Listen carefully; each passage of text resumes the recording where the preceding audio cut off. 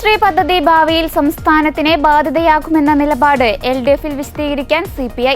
കേന്ദ്ര ആവിഷ്കൃത പദ്ധതികൾ കാലക്രമേണ സംസ്ഥാനത്തിന്റെ തലയിൽ വെക്കുന്ന സമീപനം കേന്ദ്രം സ്വീകരിക്കുമ്പോഴുള്ള പ്രശ്നങ്ങളായിരിക്കും CPI LDF-ൽ ചൂണ്ടിക്കാട്ടുക.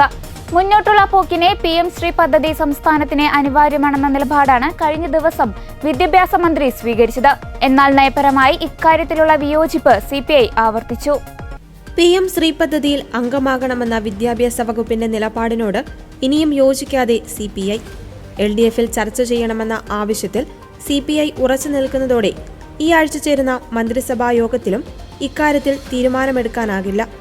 PM ശ്രീയിൽ ചേരാത്തതിനാൽ സമഗ്ര ശിക്ഷ കേരള ഫണ്ട് കൂടി തടഞ്ഞുവെക്കുന്ന കേന്ദ്ര നിലപാടിനെ ചോദ്യം ചെയ്യാതിരിക്കുന്നത് ശരിയല്ലെന്ന വാദമാണ് CPI മുന്നോട്ട് വെക്കുന്നത്.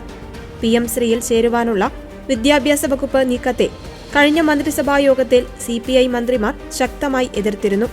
കൂടുതൽ ചർച്ചയ്ക്കായി അടുത്ത മന്ത്രിസഭാ യോഗത്തിലേക്ക് വിഷയം മാറ്റിയെങ്കിലും CPI അയഞ്ഞിട്ടില്ല. മാസപ്പടി കേസിലെ മുഖ്യമന്ത്രിയുടെ മകൾക്കെതിരായ കേന്ദ്ര ഏജൻസി അന്വേഷണവുമായി ബന്ധപ്പെട്ട് ബിനോയ് വിശ്വത്തെ V. ശിവൻകുട്ടി പരസ്യമായി വിമർശിച്ചത് ഇതിനുശേഷമായിരുന്നു. PM ശ്രീയിൽ ചേരാത്തതിനാൽ SSKയ്ക്കുള്ള 750 കോടി കേന്ദ്രം തരാത്തതാണ് വിദ്യാഭ്യാസ വകുപ്പ് ഉന്നയിക്കുന്നത്. എന്നാൽ PM ശ്രീക്ക് പിന്നിൽ BJPയുടെ വലിയ കെണിയുണ്ടെന്നാണ് CPIയുടെ നിലപാട്.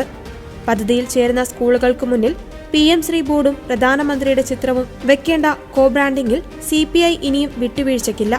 അതിനുമപ്പുറം ഇടത് പാർട്ടികൾ ശക്തമായി എതിർക്കുന്ന AEP അഥവാ ദേശീയ വിദ്യാഭ്യാസ നയവും PM ശ്രീയിൽ ചേരും വഴി നടപ്പാക്കേണ്ടി വരുമെന്നതും CPIയുടെ മറ്റൊരു പ്രധാന പ്രശ്നമാണ്. PM ശ്രീയിൽ ഒരിക്കൽ ചേർന്നാൽ പിന്നെ മാറാനാകില്ല. കേരളത്തിനുമൊപ്പം തമിഴ്നാടും ബംഗാളും NEP-യെ എതിർക്കുകയാണ്. ചർച്ച കൂടാതെ നയം മാറ്റാനാകില്ലെന്നതാണ് CPI കടുംപിടുത്തം.